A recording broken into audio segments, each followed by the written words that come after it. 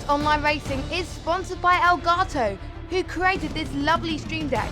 For more information about the Stream Deck, the link is in the description below.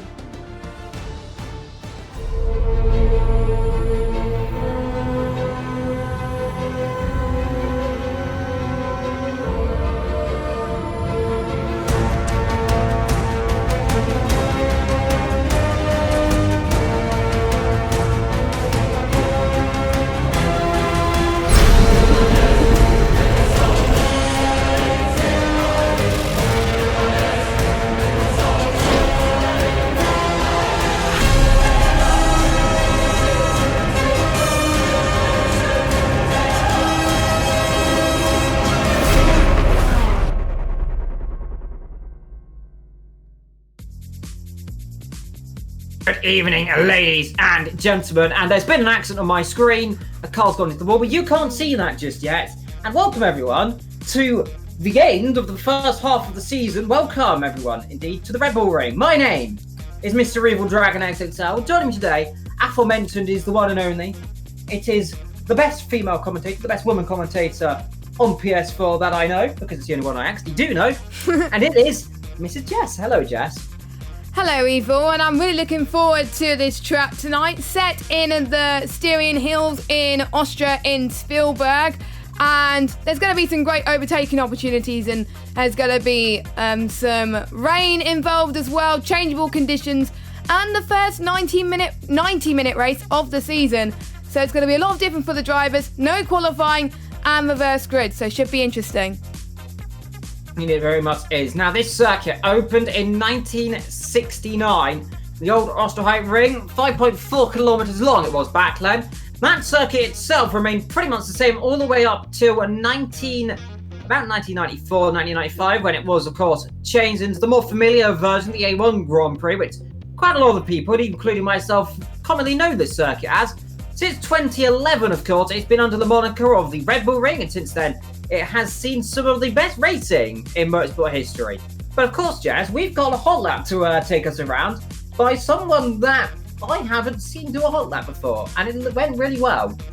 Yeah, and it's not Jazzman, and it's not Ethan, but it's done from someone that used to commentate in Project Cars back in the day with you, Mr. Evil Dragon, and obviously Formula Renault as well, and endurance, stuff like that. And we thought he wanted to do a hot lap, so we let him, why not? So, here's a hot lap from our very own, the birthday boy from last week, Mr. Vetro! Yeah, welcome everybody, it's Jasmine, yep. Taking you on an onboard lap around Long Beach for round 4 of the GT3 Championship. Okay, here we are now. Hello everybody, we're now on board with me for a lap around the Red Bull Ring. Really nice circuit, a lot of really high hills into the Styrian Mountains here. Very difficult track, but interesting track, as we're going up to turn 1, hard braking here. Get as much as you can from the inside without invalidating your lap. You can run a bit wide on the exit, but don't run too wide, because the AOR stewards will be looking into that and giving penalties to people who do go too wide. Coming into what is technically turn 2, but it's actually not. Well, this is turn 3 now. Hard braking at the 100 meter mark. Going down to first, focusing all the way we can on the exit, because you have to carry all the speed around to get to turn 4 with a lot of speed. Well, braking for turn 4, you can get a lot of different lines in here, but normally the tight line is a bit fast, because you get a better exit over here. Well, there will be a puddle forming here on the inside with the rain. On the 50 meter mark, we brake for the next corner. You have to carry all the speed you can. Don't get on the curbs too much, because that will unsettle the car. You can run it out on the curbs right there. Normally you want to take a bit more on the inside here, and then run it out on the curbs here as well. We're going now a bit more uphill, and then go downhill again a bit for the second to last corner. Braking around there. Shift down twice. Don't go too wide here, that will ruin your lap as well. Hug the inside here and then run out to the curbs, and that is a lap around the Red Bull Ring. Exits will be really important. Slow in, fast out, that will really prize here. And I wish everybody a very nice race. So thank you very much, Vetro, for the very first time commentating on a hot lap, and I hope he does more hot laps for GT3. Apologies for accidentally playing Ethan's lap from last week. For some reason it didn't change when I was doing on OBS earlier, but luckily it changed now, so we're all good now. So we've got 1 minute and 26 seconds left to go of the practice session, but before we go to the 90-minute race, we'll talk you through the standings and race results from last week.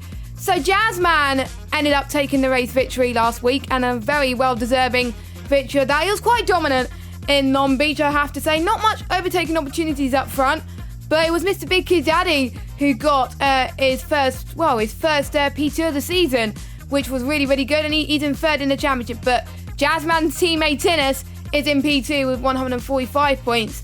Big Kid Daddy's first with 115, third, joint with Ethan.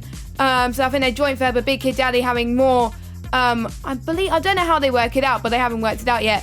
Fifth is Vetro with 94 points. He got his fifth place of the season, which was great to see. Last week, Chicano in 6th place, and we got Esra in 7th, Dan Sinclair in 8th, so we got every person in 9th, Slicker in 10th, Davies out in 11th, Pren in 12th, Overtaker in 13th. We'll talk a little bit more about Overtaker in a second.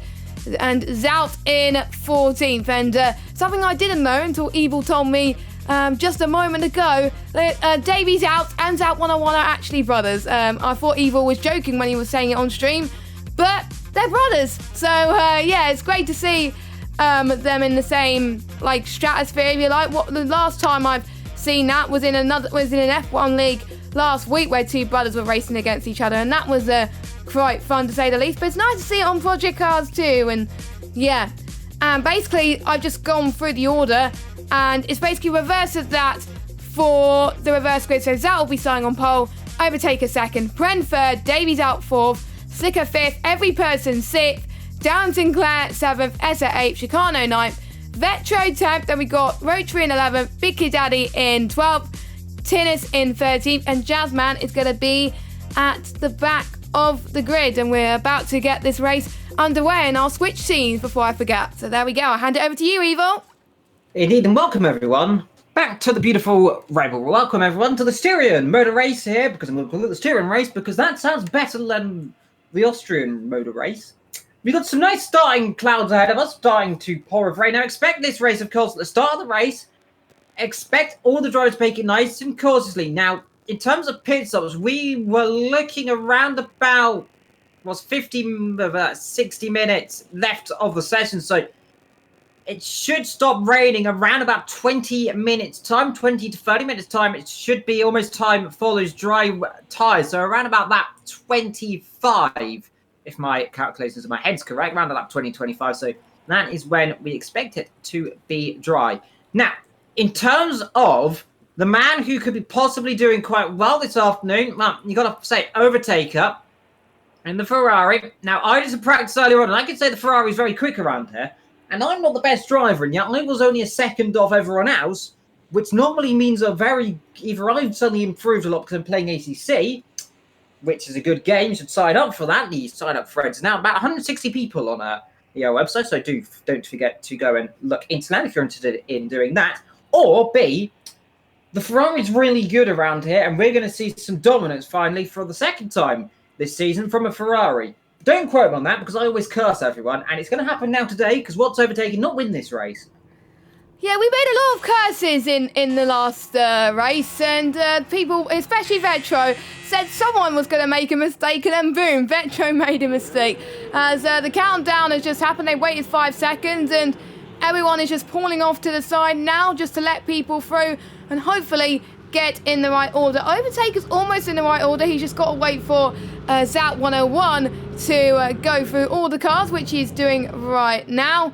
And then that is his position as well. And you'll be able to see Jazzman will be the last car as he's waiting for everybody else to go behind him, go into the back of the grid. So, overtaking opportunities today, I would expect to see turn 1 maybe, but usually you tend to make a little bit of a mistake in turn 1, so sometimes you can go for risks there, but I would say going into turn 3, going up the hill, is quite a common overtaking spot. Obviously, when people were practicing earlier, they're within a second of each other, So when there's a big train at the start, there's going to be loads of overtakes. Maybe we could see people go too wide into this hairpin here as we're riding on board with Zout now. And then once you go down the hill, we'll be going into turn 4. That is where we'll see another overtaking opportunity too. And usually in the dry, turn 7 and 8 will be the best opportunity, but, well, turn 8 and 9 as well, but there's a big puddle there, which could caught people off guard, so that'll be a little bit tricky, of course. But those are the corners to keep an eye out for overtakes, and that's why I like this circuit. There's more overtaking opportunities than most of the tracks on the card. Obviously, Spa as well had a lot of overtaking opportunities. We're there in a few weeks' time, but we're in Austria, though, don't forget, and yeah, Overtaker as well. I'm excited to see how the likes of Jazzman, Big Kid Dally and Tinnis and Ethan do well from the back of the grid because they were so high in the championship. Indeed, we'll never expect anything could possibly happen. Watch out down into Castle F, turn number 1. Watch out for Zout. The first time this season the Mercedes will be leading the field, if I'm not too mistaken. Yep. Now, the question is, last time it led a race, it won it. That was over a season ago. What about this time? Can Zout 101 spring a surprise? Are we going to see some interesting stuff? Ferrari, Bentleys, McLarens, Audis, Lamborghinis, Porsches, all to be decided here today. 14 of the 16 drivers. This time again, only 14 racers in the Series 2 have pulled out. That, of course, Archel and, of course, the other guy as well, which I've forgotten. I'll get back to him later on. Londoff, indeed. 14 drivers. Halfway through the season, whoever wins this one's going to be in a good situation. Last time we came into the wet, there was a massive accident. What about this week? Get ready to go because we are ready to go here in the Styrian Mountains, and we're underway then. Good start immediately then from Zout 101. Good start from Overtaker. The Ferrari's line astern then as he come up towards the first corner, up to Castrol then. But it's the Mercedes lead. Ferrari second and third there. That is Pren on the inside, on the outside there. Overtaker. One of the McLarens very wide in the background, but everyone clean through. One car in the background. Looks like one of the Lamborghinis of Tinnis a little bit wide. But crucially, Jess, everyone up towards turn 2 correctly. The background, that looks to be Slicker or Essa going up the inside. 3 abreast there with one McLaren in the background. It looks like everyone just about slotting themselves through. Vector could start all the way up to 7th position there. 4 abreast nearly up the top of the hill there. But so far, everyone keeping themselves line astern. They come down towards Remnus then for the first time. This is the tricky situation. Where do you brake in the spray when you've got 300-400 horsepowers pushing you up the rear? And I think everyone got through that absolutely correctly. Yes, they have, but Zout leads them through turn 7, I believe this is. Turn 6 and 7. Down into Berger then. So far, so good. Behind them there, Trent, and up the inside comes Overtaker into the outer corner then for the first time in this race. A bit of twitchiness there from the pair of them.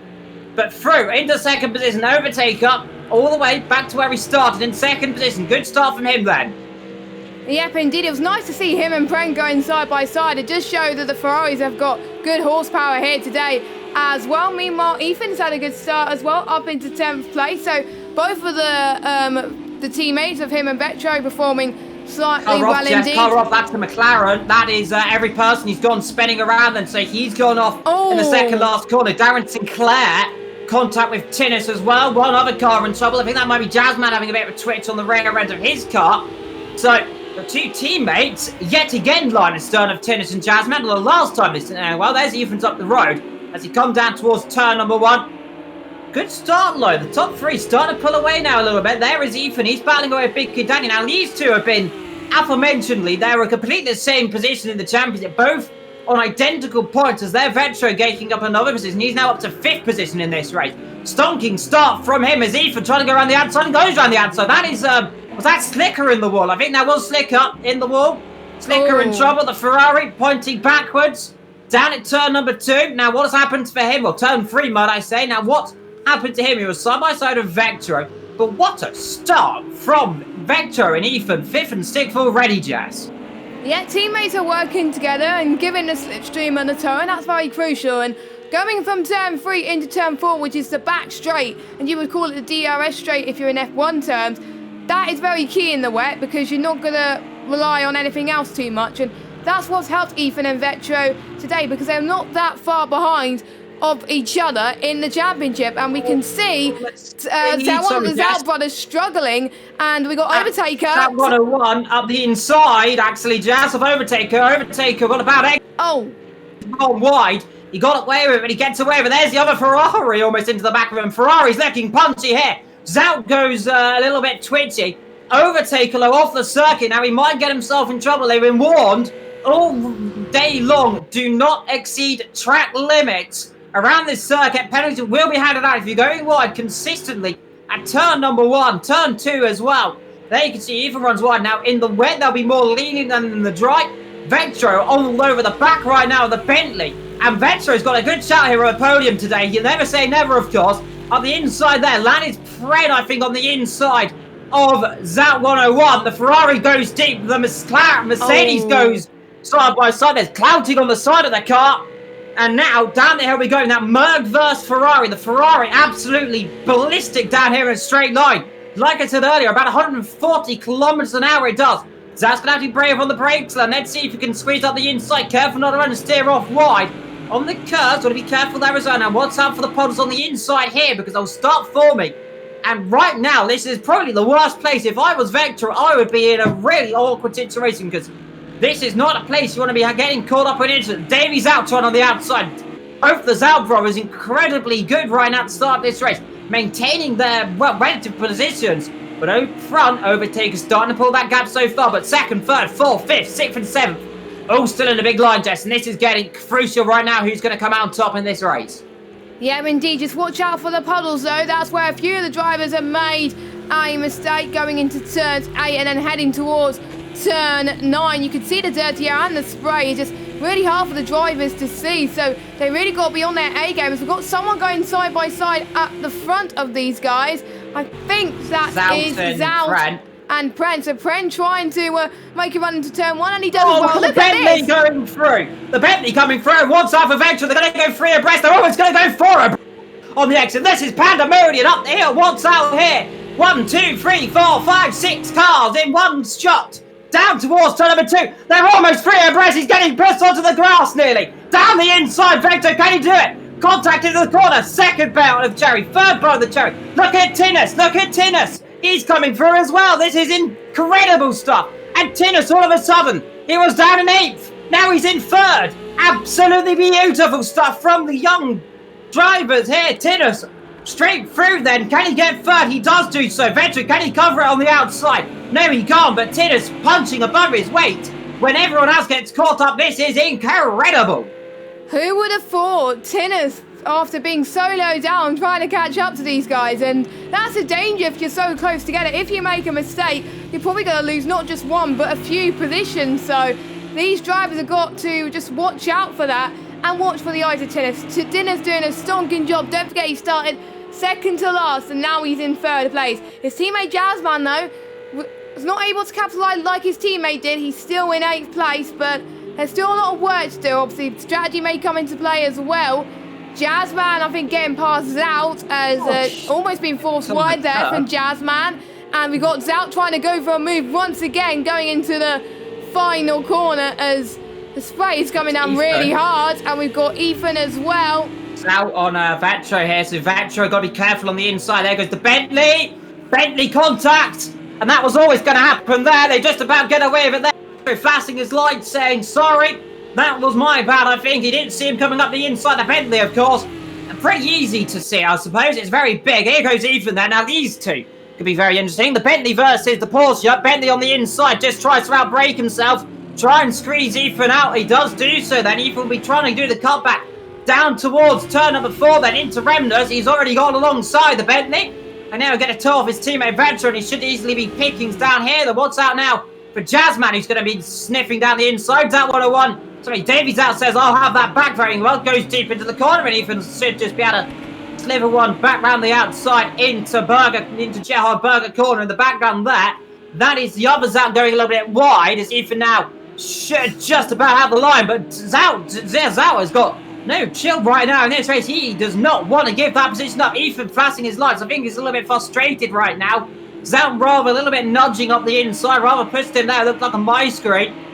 So they want to be careful here. We're on lap 6 of 55, and even right now he wants to get through and out, making himself a bigger buffer he can possibly make. He's making himself as wide as he can. The Bentley's pretty big as it is. He's making that car even bigger right now. Watch out for Jasmine though at the front. The more that you at the back, sorry, even if you get caught up in these battles, the more you stay behind a car with slipstream, the more that the cars behind you is gonna catch up. And you can see Jasmine in the background just waiting for this opportunity to overtake if any of those guys in front make a mistake. And Jasmine is doing fine sitting pretty at the moment. Zout dropping one on their one, dropping back. But we also got Darren Sinclair trying to make some moves at the back as well. I've got to say the Bentley, I just love around this track as well. They're still going side by side with, I think it is Ethan, because Vetro's in 4th. It is the same battle. Ethan trying to cover off there into turn 3, which he does. Great job from him.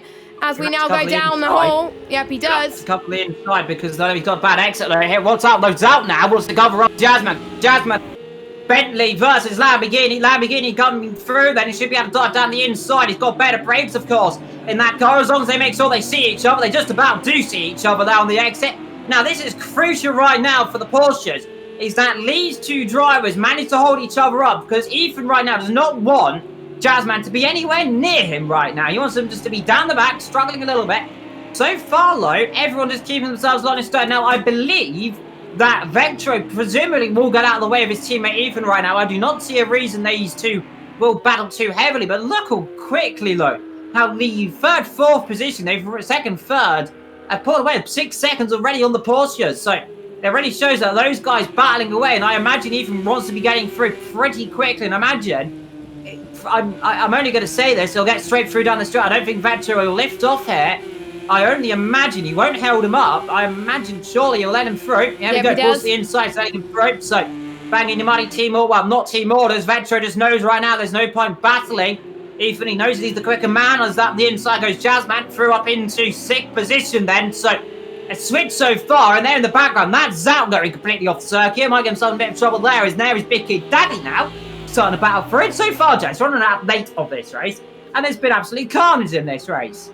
Well, not really carnage, just loads of battles, and it's great to see, and that's what I like about Austria's Big Kid Daddy, again, having the same exit as what Ethan had earlier on as well, and again, Davies out is still in this as well, he's still on the back of this as well.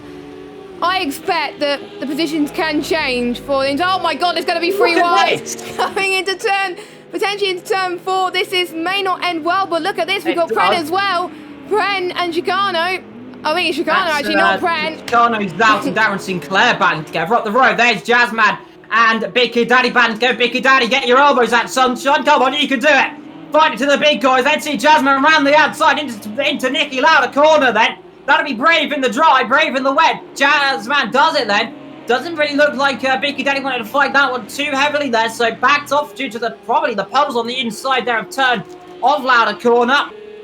Gives themselves all a nice road, make sure no mistakes, no one getting caught out in the puddles, of course. Chicano now ahead, Zoutlow dropping down almost like a brick in water, Jess. He's going backwards at a rate of knots. Yep, he is. That's not good for the pole sitter.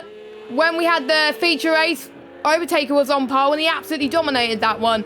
Whereas the pole sitter this race, where it was being reversed, they didn't. So, but it just goes to show the pressure may be different for some drivers. We talked about it in the feature race a few weeks ago. You may not be used to it, and sometimes the pressure does get to you. I found that in Belgium. I was starting pole for the first time. It was very nerve-wracking, and guess what? After turn 2 and 3, I bottled it. So, you know, it's just something you got to get used to, really, as they go into their AOR careers. Look at this. We've got Darren Sinclair almost getting a good run there, going side by side. You can still see Sound in the background again. I think that's why we're seeing quite a lot of overtaking opportunities as well. Chicano as well in front of these guys as well. It's going to be 2 wide here. It's not going to be 3 wide like we've seen earlier. Chicano defends very well here going into turn 4. Ferrari very good on the brakes around here. Now we expect this, of course, is the power circuit's high altitude. So these turbocharged cars, the Ferrari, the Bentley, the McLaren, you'd imagine be doing quite well. The McLaren's down the back, of course. He was pointing backwards earlier on. Slicker as well got involved. Now they've all kept themselves out of trouble. Darren Sinclair trying to go up the inside. Now be brave to do so because remember, we've got that puddle here on the inside. Want to be careful, of course. Does do so then. So good move for the Audi driver, the number 1 Audi, passing, of course, the 53 Ferrari, 53 down the road, the 37 of Davy Zout, just up the road in the big Bentley. Doing an okay job so far, as there goes Darren Sinclair going round, and he almost gets collected. Must be careful rejoining the circuit, does do so. Too wide on the curbs, on the grass, on the white line, and maybe as well. Rear end steps out, they all take good avoiding action. I think a penalty potentially may have just popped up one of the cars. They'll slow down the exit. And that's Slicker slowing down on the straight there. He might have got himself a time penalty. Potentially, as he rams into his teammate. The two teammates collide, Jess. And that is the second time you've seen two teammate cars collide this afternoon.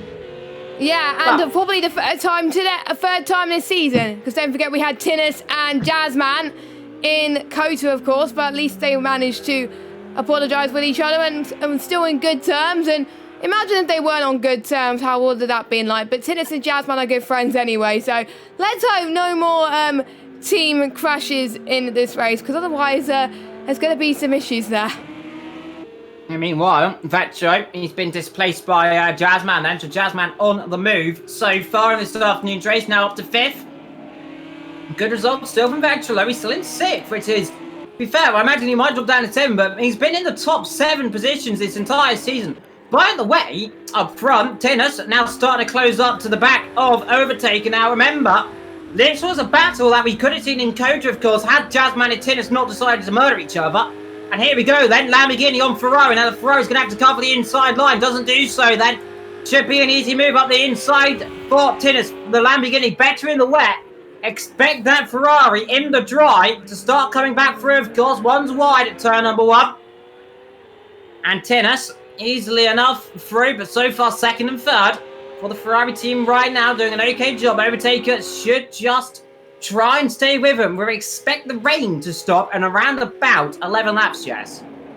Yeah, we're on 11 laps now, so basically 11 to go. We're pretty much on lap, I believe it'll be lap 22. Slicker, though, is doing an early stop. But of course he's got damage, so, you know, he'll have to pit again when obviously it gets drier, so he'll be on more pit stops compared to the rest of the grid. Everyone else has got through unscathed, luckily. I think we can see someone, I think we've got Big Kid Daddy and Vetro, I believe, having a little bit of a battle. Yep, they are, going towards turn 4. Still battling together, of course, from earlier on. Jazzman stuck the road for the pair of them right now. Up front, though, Overtaker just got that gap up to around about, well, just down under 7/10 between him and Tinnis. Tinnis just got past just a few laps ago, just last lap, actually. Coming on to lay that down the inside to turn number 1. A rather easy move. Now, if I was Slicker right now, I'd be horrible, as their Vetro goes a little bit deep into turn 7 then, up into Nicky Lauda out of Berger. Up the inside goes Big Kid Daddy. Rather textbook manoeuvre for the young Englishman. Well, not the rather young Englishman, to be fair. And the rather more experienced, been racing, of course. His first season was season 1, according to the video I saw earlier on. As there goes Vetro round. Oh, no. And that is turn 7. Be careful here. He's right in the middle of the road. Good reaction there from Davy Zout to get out of the way of him. Does not collect him. Vetro again. That's turn 8. Second time we've seen a car going round there today. And I'm wondering, Jess, could that just be the conditions, of course? Now, we saw this before. Remember the Hockenheim a few seasons ago, Jess, where the weather was not consistent between everyone. Yeah, potentially. I've seen this in Xbox as well, where when I was commentating, I think it was we put in a park. I can't even say the circuit. It was yeah, where it was just not the same for some people. Some people were spinning, some people were not. They were just finding it a little bit more challenging than the others. Some people kept spinning, their tyres were overheating. So maybe that's what the rain is bringing.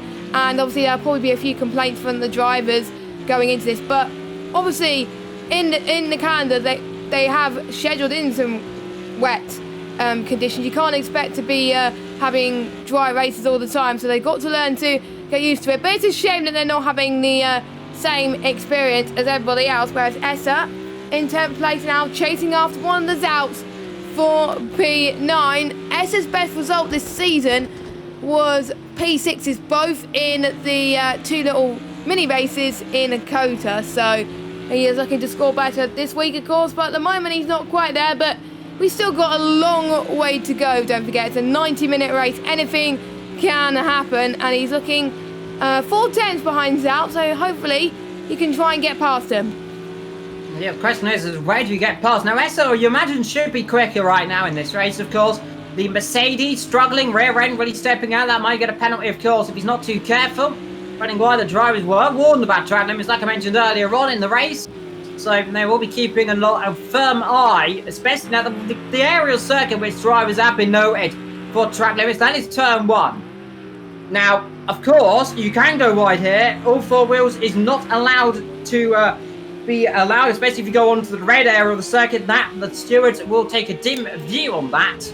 Of course, especially if you gain an advantage around the outside and overtaking. And I'm not too surprised about that one in the wet. I imagine, of course, the stewards, and rightfully so, should definitely be more lenient, Jess, don't you think?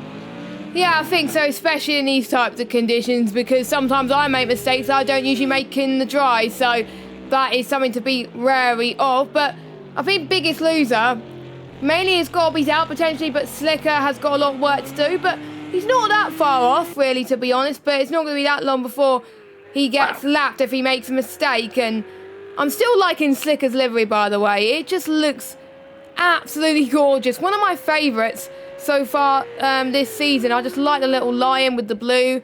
It is an animal, definitely, but I'm not sure which one it is. It just looks pretty good, the design and everything. That looks pretty good, but actually, no, it's not a lion. It's something else. I do apologise. It's a dragon. I'm not quite sure. I can't Mr. remember what Evil Dragon. It's me. I'm on the car. I sponsor Slicker potentially. I can't remember. I believe it's a dragon. I've never known what actually that livery is. I've Can seen the Slicker car. tell us? Maybe at the end Slicker of the stream. I'm going to Google that in a little bit whilst we go and do some stuff. Whilst we get a bit of free time to look at. Or Jess, you can actually maybe as well, because I'm doing the cameras. So far, Big Kid Daddy, he is in 6th position. Jazzman in 5th. A little bit of calm before the storm right now. Ethan in 4th, trying to close down 3rd position of the Pred. Now, really, right now, we're kind of in this situation where we're just waiting for the dry. And that's always going to be the interesting thing, Jess. When is it going to become dry? Now, from practice, around about lap 24 was the rough estimate as when we believe drivers should potentially be coming in the pit lanes at around about 9 laps time. Yep, I'm thinking so for their first scheduled stop. Don't forget, stops are still mandatory in this endurance race. Well, of course, it will be due to the changing conditions. You can't be on wet tyres for the whole thing. It will just be an absolute nightmare. But it is starting to be more sunnier as the race goes on, so you can still see the spray on the car and a bit of rain. I'm gutted, Evil. There's no rainbows. I thought there would be rainbows when there's sunny and rain, but obviously not on this game. But yeah, it would have been an interesting spectacle. Meanwhile, looking at front, Tinnis has pulled the gap. He's increased the gap to 2.7 seconds. And Tinnis' fastest lap was a 1:34.8. His last lap. Overtaker 1:35.7. And there was other people in the 34th. We've had Ethan, Jazzman, and I think that's it. I think those are the only 3 in the 1:34s at the moment. I might have seen overtaken the 1:34s earlier on, but we'll see. Those are the 3 only in the 1:34s. But I think we'll see more people as the conditions get a lot better. Indeed, we'll start trying to figure out what livery this is slowly over the period of laps. I'm trying to see if I can figure out what the sponsor is. I can figure out what it is. I should have done this earlier, but I'm curious. I'll have now. a look on the driver table thing. It may tell you what the livery is. So Yeah, I will have a look whilst you do a bit of talking. So far, though. So that 101, he's closing up, well, falling back rather than closing up to Dan Sinclair. A little bit of calm right now, Jess. Like I said, rain for this rain to stop. So far, Tinnis, like you said earlier, now over 4 seconds. Nearly, well, 3.5. So not quite 4, but not quite 3.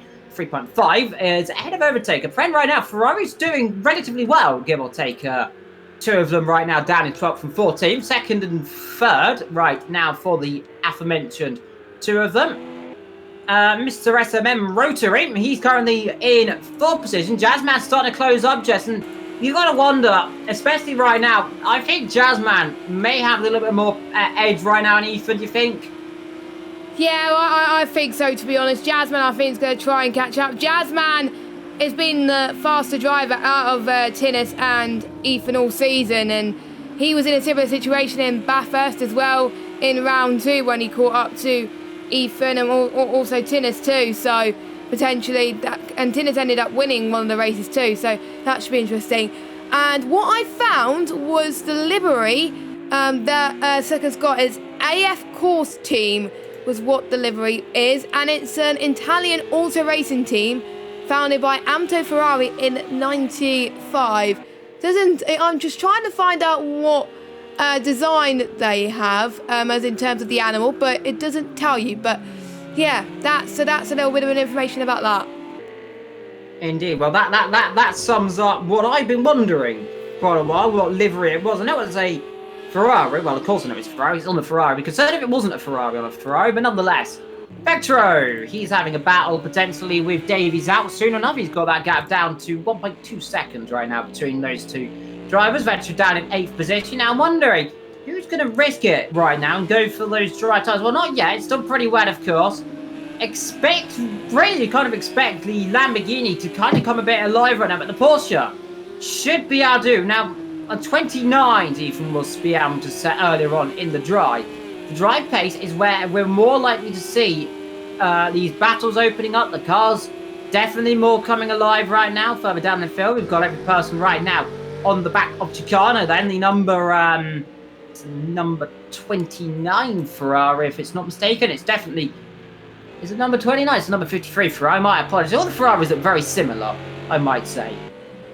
Yeah, they do, and that's why it gets a bit confusing. And all we know is every person's number 6. That's clear. I've got the numbers on the screen as well. Well, not on the screen that you can see on stream, but on my screen, so I should be able to see that. And here we go. We got every person trying to make a move on the Ferrari. Usually the Ferrari's a lot faster here. As every person cutting the pit lane there. That might have been a bit dangerous if people were going to the pit lane, but luckily no one was going to the pit lane. So every person was able to take that opportunity and get past Chicano, doing very well for himself in P12 then. Let's see what Jazzman could do with Rotary then. It's around about, I'm just trying to do the maths here. It's about a second now between those two. So I wonder if Jazzman is going to set some, well, Jazzman 134.5, Ethan 134.2. So Ethan just eating a little bit into the time. Maybe Jazzman made a bit of a mistake, we don't know, but now Jazzman's gained a bit on this lap, so maybe Jazzman's faster. His Chicano's gone off. But what I've noticed is, Evil, there's some bits of the track where it's so dry in it, but there's some bits where there's still spray. So that's going to be tricky for the drivers in these wet tyres to have a mixed track. I would have found it way too difficult. It was difficult, of course, especially in these changeable conditions. Now, as soon as Ethan said, as soon as you can hear the tyre starting to scrub, starting to squeal, that's when they're coming in. And Jazzman in the pit lane then, so he's risking it then. Is he the first one to try and make a conscious strategy call? Is it too early, is the question. Now, it's reset around about lap 20 to 24 potentially is a possibility of when you can come in. Jazzman thinks it's time now. Who else is coming in the pit lane? Is that Vectro? Vectro in the pit lane. So yeah, it'll be Vectro following Jazzman then. So that'll be a conscious call from Ethan then to try and counteract, try and just scout the conditions. Are we going to see anyone else in the pit lane? Not everyone else then, so only 2 in the pit lane right now. Jazzman and Vectro 42, of course. The 666 is gone. And now in he comes then. Should put in around about 15 litres of fuel, of course. You will need to pay for fuel in this race, unlike other races. Put the dry tyres on. And then go back out again. There goes Jazzman, straight back out then on the soft compound tyres. Track temperature, we believe, will be around about 15 degrees C. To around about 19, about 21, 22 actually, I think, more accurately, 15 degrees ambient temperature. So, relatively cool conditions here on the Styrian Mountains. Question is, though, and we'll keep an eye on it, is what Jazzman's pace will be. And especially, I expect right now, the top 5 are all going to come in. Tinnis is going to come in this lap, I surely imagine. Yeah, I think so as well. Yep, he is. I think Ethan's probably going to do the same. Overtaker stays out, though. He is staying conscious. Oh, no, he's not. He's going in. You're not going to do that. That's going to be a penalty. Now, call to the pitch. Now, that's got to be a penalty. That will be a penalty. You're not allowed to do that, I believe. Now, I don't know if the rules dictate stopping that late or not. However, he might get himself in trouble. All of the drivers will be watching this giant puddle. You'll see him pull sharply to the inside. Just missing that puddle right there because it really spits your car off as straight through. The puddle does go pick it down. He gets away with it. Now, it could be a slam dunk penalty for a pit lane infringement. I don't know. The stewards might take a dim view on that. However, that looked a little bit late for me crossing the line. Now, normally if you're going past the pit board, you're not really meant to go through that. As out comes Ethan, in comes everyone else. This is almost that kind of messy situation. BK Danny, where's he going to slow out all of this? Should be around about 7th position. Where is Vector in this? Where is Vector? Where is Jazzman? Well, they're coming through the start line right now. They've lost heaps of time. Yep, they have, as Slicker, I believe, will be going into the pits as well. I've been looking on the AOR forums at the moment, Evil, to find out if there's any clear rules about this, and it's clearly not. But I know in F1, if you do decide to commit to the pits too late, you do get a penalty for that. So I wonder if that will be taken into consideration for Project Cars 2. The only rules they were given before the race was when the lights go, well, obviously, to wait for the 5 seconds in the formation lap. They've done that. And I think that was mainly about the start. So, and there was also about, I think, a few people were worrying about the track limits. Any repeated breaches will be penalised. So I'm guessing if he does it again, he could be penalised. But I wonder if there was a car right in front and was about to do a move or actually going into the pits, that would have been damage, maybe. But I think he'll just about get away with that. So he's a lucky boy. Maybe out, staying out on the wet tyres right now. Very interesting strategy now. Pren, 10-second time penalty. How? For Pren right now is there Zat 101, both the Zat brothers staying out extremely long. Now, I'm wondering, Jess, what are they trying to do right now? So they're pressing out if the circuit's drying. Unless they've got some kind of strategic value right now, I'm wondering why they're staying out, because they're going to drop down quite far down. Ethan's should be coming through towards the start line right now. He's just by an overtake. It should be very close right now with the AF course. The Ferrari of Trent should be side by side, potentially down into turn 2. Now it looks like he's just got ahead just about. So everyone in line astern then. 3rd, 4th, 5th and 6th. Well, not 3rd, 4th, but 4th, 5th, 6th. Almost 7th right now of Jazzman. Every person in the pit lane then from 8th position drops himself down the pits as well. Essa in as well. Jazzman in 7th, Biggie Daddy down in 11th position right now for the other Lamborghini, the number 63 Lamborghini right now dropping down the field, puts himself in 10th. 92 Lamborghini, might I say, actually. There was a 63 car somewhere in this lobby, but that wasn't Big Kid Daddy. I was about to say that, so... Vector all the way back up to 8th now, so he's put himself down. Sinclair just behind him. Essa in the pit lane a long time. Damage, maybe? That might be for damage. Yeah, I reckon that might have been for damage. So out he comes then. The number 86 Porsche out on the circuit right now. Jazzman on the back of Fred. Ethan's now dispatched of the Ferrari then. Now that's just crucial. Now, Ethan said earlier on, he's got some good dry race pace. So maybe he'll be trying to get that in position and try and pull away quite quickly, because Pren's got that 10-second time button and Ethan really didn't want to get held up. Well, you can't afford to have a bit. You can't become a complacent, Evil, really. But it's nice to have a bit of confidence there as well. You can see the spray going into turn 1, and just watch out for the spray because it's still there around. It won't be aquaplaning though, unfortunately. It's not wet enough for aquaplaning, so they'll get away with it. Now, Jazzman wide at turn number 1 there. Now, the stewards might take a dim view. Jazzman's got far too deep into that corner. That was a bit of a dive bomb, my friend. Yeah, well, I'm going to stop that one from that distance. But the stewards, now he'll have to get the position back. He can't just drive down the inside like that and get the position. Surely not. That'd be a little bit naughty.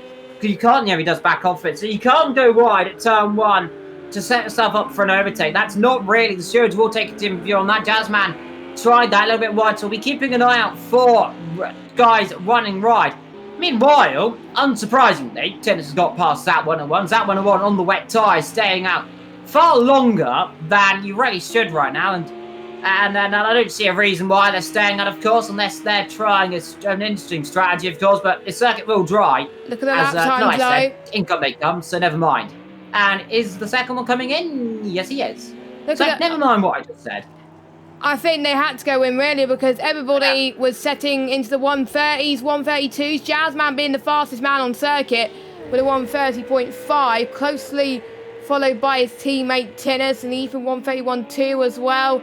Tinnis now going into the 130s now, so, that just goes to show that maybe staying out a bit too long may have compromised a bit position as everyone else is getting a bit faster right now on this circuit. Well, let's see, should allow Vector to come up back to around about 6th position then, if I'm not too mistaken. He's got Darren Sinclair all over the rear of him, the number 1 Audi versus, of course, the aforementioned beautiful liveried Porsche, the orange and blue, shining around the number 17, of course. Retro, it uses that number he likes, one of his favourite numbers, to be fair, 17. He does use it, of course. The number of some great racing drivers as well. But so far, in 6th position, Zout 101 exit the pit lane. He's dropped himself all the way down to 11, so that's a horrible pit stop for him. That's really not gone well. In terms of fuel use, by the way, let's have a little check what their fuel is. 91 litres then, so a little bit too much fuel for his liking as well. Ethan starting to streak up the road, 130.8. That last lap. Now he said he can get himself into the 29th consistently.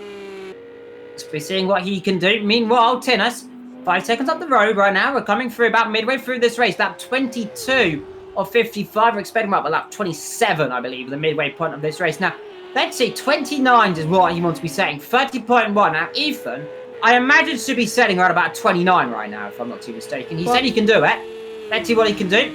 30.5, so far, getting there. Man on this circuit is Tinnis. He's pulled himself 5 times up the road. Friends, looks like Friend's gone off the road somewhere, Jess, because he's dropped quite far back all of a sudden. Let's see, this lap about 41. Yeah, 41. So he's got, I believe he's gone spinning right about turn 8.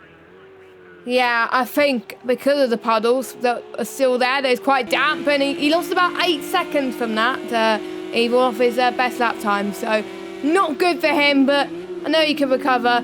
I'm surprised that not many people, no one apart from Fred has got penalties. I thought that the track limits will be a lot stricter around here, but I'm guessing Project Cars 2 are a little bit more lenient.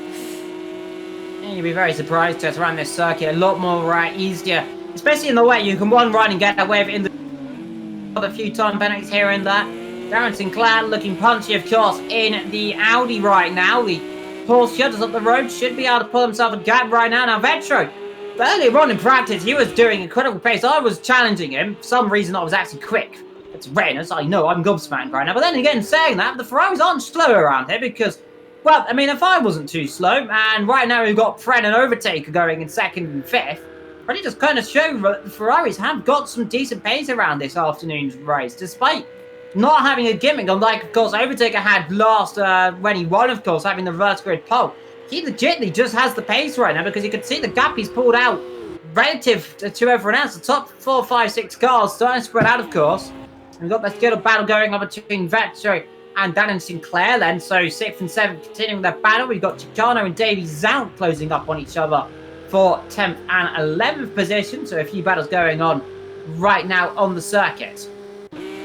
Yeah, indeed. And it's just these guys have got to afford to not make mistakes, as there's going to be some more conditions that are going to be happening in this race to worry about as well. So, you know, Tinnis, he's quite comfortable at the moment, but there could be people that start to catch up. And we can look at Ethan. Ethan's around about a second-ish behind Overtaker. So this could be an intriguing battle that we're about to see later on. And we got another battle between the Cybermax Motorwork teammates, except it's Darren versus Vetro.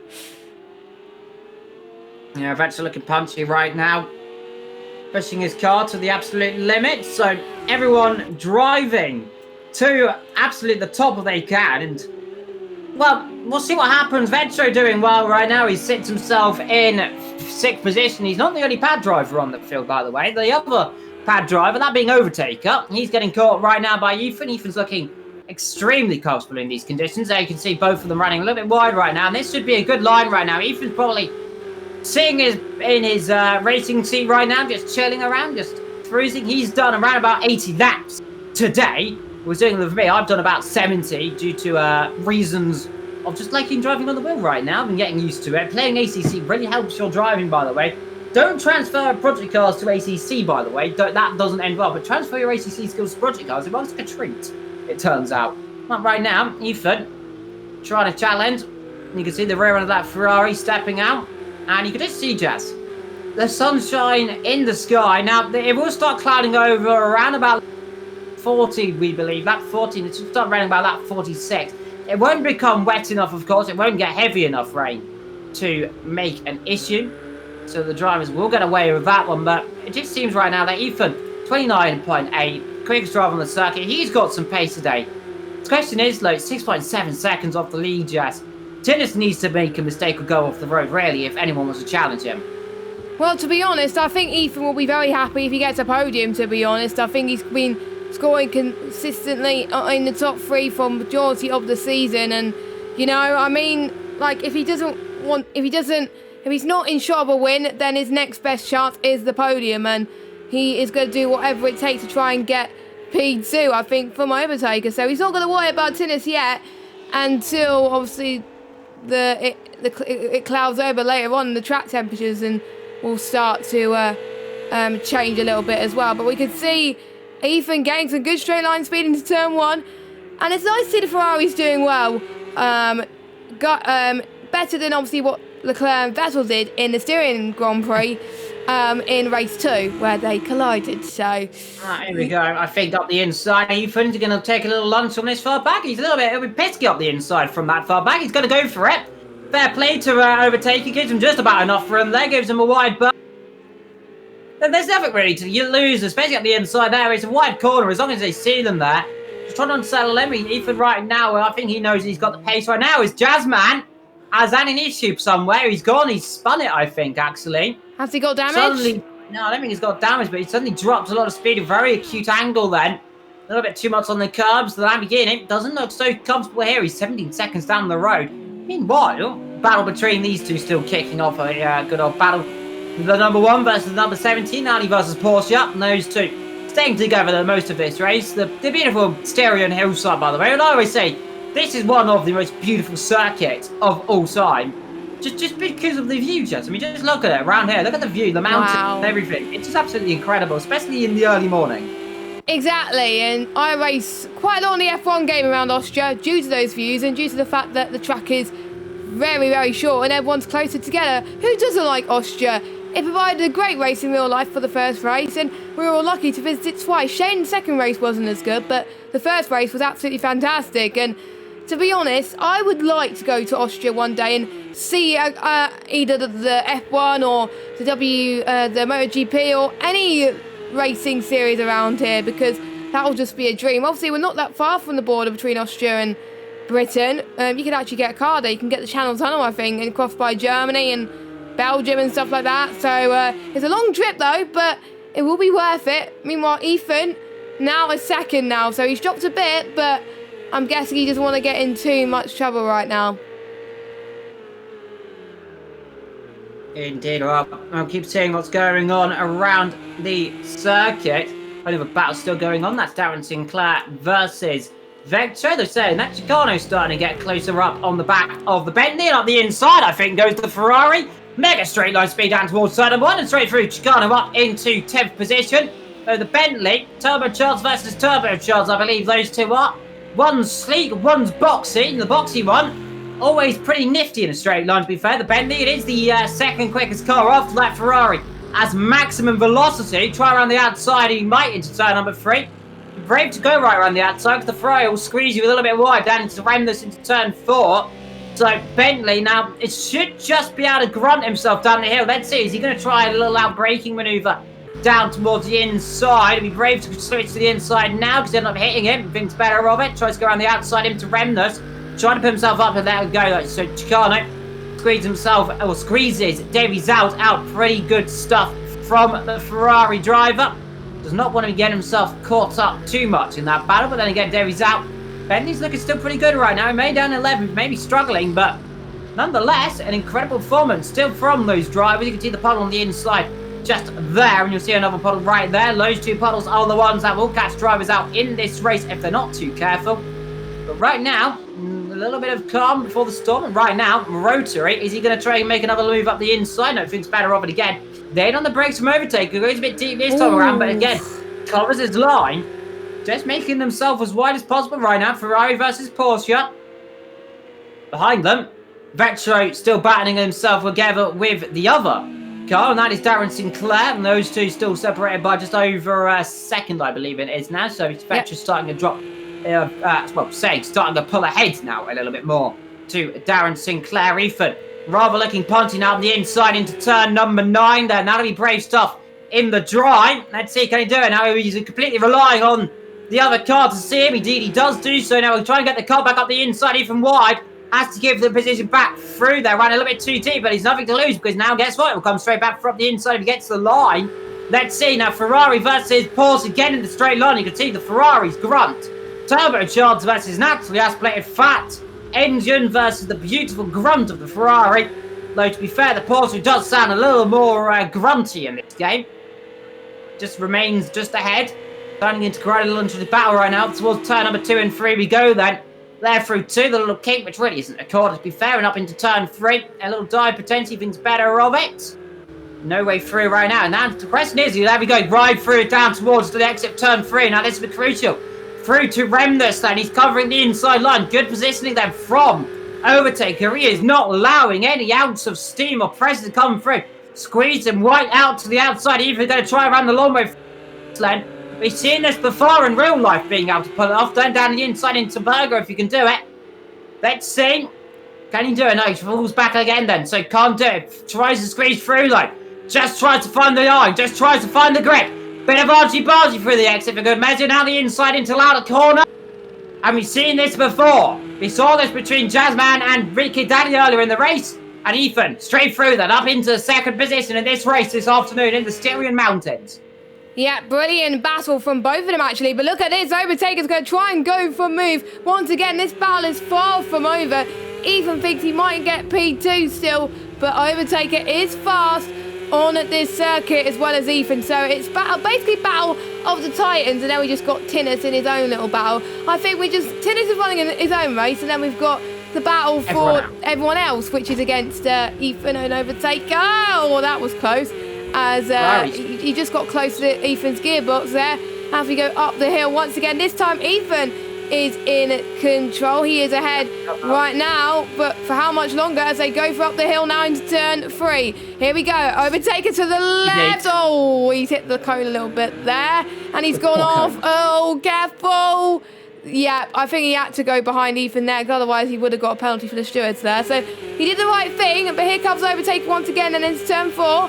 Let's see how they could do as Ethan trying to give as much space as he can here as well. But I think Ethan stays ahead. Yeah, Overtaker, a little bit naughty lad to be fair. He used the runoff to gain himself more advantage to try and come back through down towards turn number 4. And those poor bollards, those poor cones, what do they do to you, Overtaker? Why would you do that to them? Poor cones. Nonetheless, we'll have to pay respect for the cones. But Overtaker, well, he's looking punchy right now. Ethan. Well, it was always more of a question, when was Ethan going to get past? He's got more pace, to be fair. He's punchy in this afternoon's race. He looks like he's got the car beneath him to even win this race. You never say never, of course. He hasn't won a GT3 race as for so far. Never say never. Meanwhile, every person, Davey Zout, and that is Chicano all together, these 3 drivers. These 3 were battling earlier on in the race, if you remember, Jess, and they're still battling together. So good to see. Well, I think it was the other Zout. It was the others, yeah, of course, the others out. But one's out. They're all brothers, of course. So the Zout brothers, so we'll use them as a pair, to be fair. It was a Zout battling a McLaren and a Ferrari. Well, now it's a Zout battling a McLaren and a Ferrari, but it's the others out now in the battle. Darren Sinclair, meanwhile, starting to drop back from Vettel. That gap now several tenths of a second. Overtaker, well, he's still with Ethan. Still trying it, of course. Now this is the question. This is a more than crucial thing, Jess. The Ferrari in a straight line, it is the quickest car on this game, especially from GT3 car. It can hit around about 300 kilometers an hour if you give it long enough. The Porsche takes a lot longer, and remember the Porsche is engine damage. It's got the worst engine damage ratio that any car has got. It picks up the damage like something that likes picking up other things, like a magnet trying to pick up metal from the floor. We'll use that as a reference. I don't know why I was struggling to think of a reference then. But, yeah, you get the point. The Porsche really does pick up engine damage quite quickly. It could potentially cost Ethan in the long run, but I don't think it'll only really cost him at the high-end speeds. And, well, this circuit, you're not really maximizing the speed. It's overtaking a little bit too wide in turn number 9, Jess. Yeah, if it was in F1, then the stewards will be like, nope, you can't cut there. You'll get a penalty. Overtaker did not get a penalty there. So he still gets to fight Ethan there. And all this battling has allowed Tinnis to stretch the gap to 9 seconds. That is just absolutely crazy. Every person still in 10th, chasing down Chicano. And then we've got still Darren Sinclair with Vetro. Darren dropping back a little bit, but he is gaining in certain parts of the circuit. It'll be great to see some more battles from them two. I'm liking this race so far. It's been battle after battle after battle, and we're not sure of them at the moment. Obviously, there's still some people running on their own, like Tinnis, who is in the lead, and then we've got Slicker that's in the background in last place, which is a shame, but he's still keeping going. And we got one retirement. I just noticed that. Who's that? Let's see. That is Essa, I believe. Oh yeah, I saw it. I only just realised that. I just looked at the times and we only had 13 drivers, so I think that probably been after you went to the pits and realised that the damage was too much. Maybe. Hopefully you can let us know in the PSN chat or even in the YouTube chat, telling me what has happened to him. I'll find out at some point in the race, but yeah, Essa might be tuned in, so he can tell us. Indeed, well, whatever reason, poor old Jonesy boy, struggling for whatever reason. I hope everything was okay. I'm not quite sure. I didn't see the incident. If you was an incident, of course. So far, it's starting to get a little bit quiet right now on the circuit. Every person still challenging down that Ferrari. The McLaren's starting to come back through after its spinner-rooney round into turn 7 on the lap number 1 or 2, I believe it was, struggling for her end in the wet. Now we kind of come to the situation, Jess, is where we see the gap starting to form, and we just wonder who's going to be the first to blink, who's going to be the first to try and make an all outlandish manoeuvre to try something to unsettle anyone else. Because right now, it's starting to come into a bit of a quiet section. Darren Sinclair still trying to close up to the back of Vectro. Needs to have been rather keeping each other pretty much identical pace, to be fair. 31.7, 31.7. Up front, Ethan starting to close up a little bit, half a second lap 30.0, 30.5 for the leader, and 30.3 for Overtaker, 30.5 for Jazzman as well. So, top 4 drivers all in the 130s. The only other driver in the 30s, that's a big kid Danny right now, 130.7. Now he's catching these guys at a second a lap. Now he lost most of his time from the pit stops earlier on, Jess. Yep, he has. That's where he's cost a little bit of time now, which is a bit of a shame. But yeah, you can lose a lot of time in the pit stops if you don't get it right. And that's what Ethan experienced in the first round. But luckily he sorted those problems out and hasn't had any pit stop troubles at all since then, which is great to see. And Overtaker dropping off a little bit, but still matching in some sectors compared to Ethan. So he's still doing pretty well as well. He's lost about 8 tenths on his previous best there. So it was 130.9 for Overtaker last lap, and last lap for Ethan, 130.5. So just a few, 2 or 3 tenths off of the leading car of Tinnis. And I do believe Ethan's about to lap someone. I believe that might be Slicker. Yeah, it is Slicker. Oh, let's go to that camera. And that Ferrari, of course, looking worse for wear. The old Dragon car, I believe it is. It's, yeah, of course, a Dragon livery for the Blancpain GT series. I think it's 2016. The Fire livery, I always call it. It's one of the more. It's kind of more of an Asian spec livery. It's beautiful, of course, and well, aforementionedly, we go from a very beautiful livery to one of the more plain liveries, but still rather iconic. It is the Audi Sport livery, of course, the number 1 Audi Sport car. Plain, simple, but always effective, beautiful from these manufacturers. It's almost like, I remember the Porsches in its original form of its white, red and black. On the quite little liveries, they tend to like the white and red and black, don't they, Jess? Yeah, I like that as well, to be honest, with these types of cars. I like driving white and black liveries at times. It just makes me feel empowered in a way too. So I'm not surprised why Darren Sinclair went for that. But meanwhile, every person, again is trying to go for a move on the Ferrari, and he's still in 10th, but he's still going to get some decent points nonetheless. And if you finish a course, you will get points. If you don't finish, you do not get points. Pretty much everybody, I think pretty much almost everybody finished last time about in the race, which was great to see. As overtakers caught up a bit to Ethan again, so he seems to be picking up the pace again. Let's see what his last lap was. Overtaker 1:30.8. So yeah, Ethan 1:30.2. I think that was more of just the speed into the hairpin. I just noticed the pop-up then from the telemetry saying battle, which normally indicates they're within about a second and a half. So you know when there's a battle going on, because you'll see. Well, also I don't know if you, Jess, can see the little pop-up saying, well, the cars are battling, but no, I don't have a word saying battle. So no, I have a word. I have a nice indicator that says battle going on, which I like. A nice big triangle with an exclamation mark. And Ethan now, it's about like 1.2 seconds. So those two together. A person, meanwhile, he's only a tenth behind the Ferrari right now. Is he going to have a little lunge into turn number 3? Let's see. He'll be a little bit desperate to go from this far back. He'll end up punting poor old Ferrari into Narnia, into the Shadow Realm, and please no punterino, every person, because they don't want to be doing that on the poor old Ferrari boy. Yeah, of course. So the number 50, I believe that car is it the 53 or is it the 50? I think it's the 53. It's the 53. Is it the 53, Jess? I think it is. It is the 53. Good. Yeah, I know my numbers. Right. Yes, today. Evil. 1-0, 6. Evil. To you. Brownie points you get. Well done. I like brownie points. Actually, don't. Well, it depends what brownies. Why chocolate brownies? Chocolate. Best brownies. Chocolate brownies. I mean, you can't have any everything else than brownies. If you have anything else than brownies, you're weird. Exactly. So, yeah. Nonetheless, every person still battling away. Darren Sinclair, meanwhile, still trying to close up the fence. Only 2 battles going on the circuit right now. 20 laps to go in this motor race. Steering hills and the crowd looking rather static, as per usual. They have no excitement. It'd be good if they move, but they're looking a bit bored, the crowd right now. That's a shame. I wish they would do. Well, to be honest, if they were moving, they would do Mexican waves, Evil. So I reckon Mexican waves would be good. Shame the cars brought the guys through. I mean, I didn't know if they have AI. Crowd. They might. I don't know, but I haven't played the game, so. They're very interesting. The HCC ones are scary because they're like weird gluey blobby mess things that move, and it's terrifying. I have to terrify me.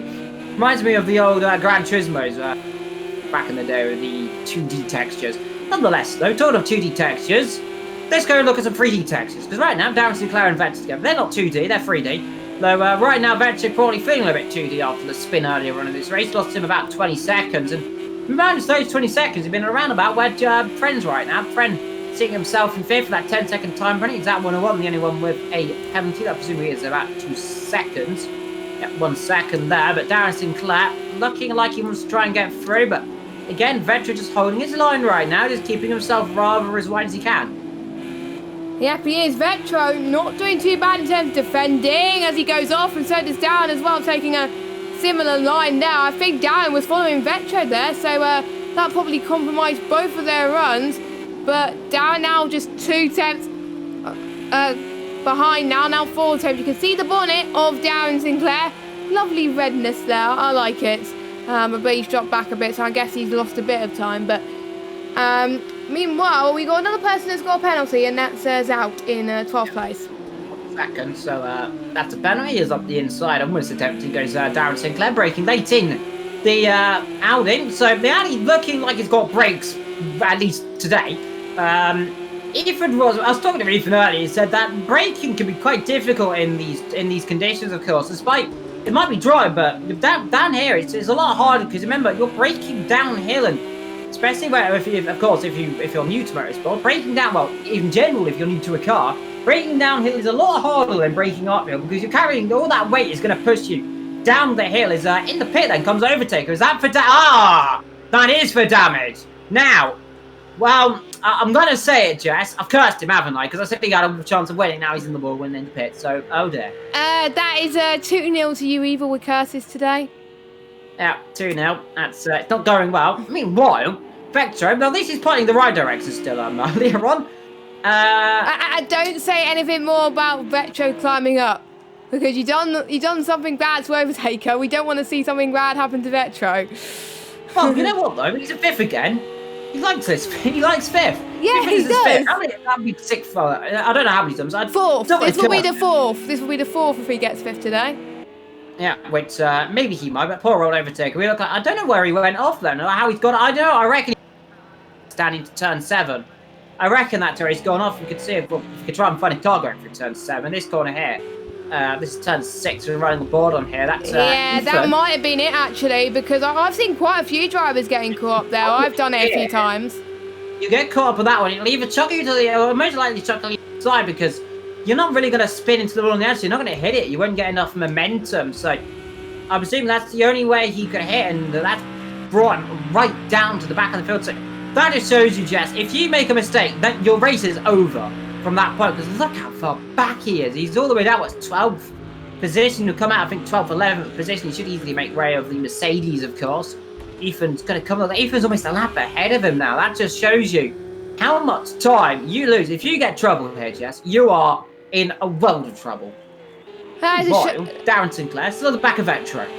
That is a shame for Overtaker Evil. He was running so well. He was looking on course to get in P2 or P3, and then boom, a mistake, and that's costed him. It could have been on for his second win, but no. Darren Sinclair looking very good going towards the final corner here. Can he make the lunge into the start-finish straight there on Vetro? Nope, too further back. Vetro's still holding on, only just though. I'm seeing that the Porsche is probably a lot better than the Audi at the moment. So that's what's helping Vetro on the straights. Now, meanwhile, just had to appear into the chat for the first time in a while, and that's Esther in the chat. Will disconnected in the pit, and then again into turn number 1. That's the reason why he disconnected. It's a will disconnect issue. So, unfortunately, technology letting him down. And look at the poor old overtaker. The front of that car looks like he's punched the front end of a donkey in. And, well, I suppose I mean, at least a donkey's quicker than the real life Ferrari. I must say, though, if you have looked, and I know this isn't F1 channel, it's a GT3, but do look at the Ferrari F1 livery for this weekend. It's gorgeous. Absolutely gorgeous. I think it's lovely. It's a beautiful, pearlescent, dark red livery, which is the one I like. Meanwhile, to the Ferraris, well, it's going up. Shouldn't really be able to do that. One down the straight. Let's see Merc versus Ferrari. Let's see if the Ferrari should be able to Merc the Merc. And let's see Mercs him off in the straight line. The Ferrari, no, never mind. You see Mercedes trying to come back through. And behind them, Ethan just sitting back going, oh, God, please don't collide and come straight towards me.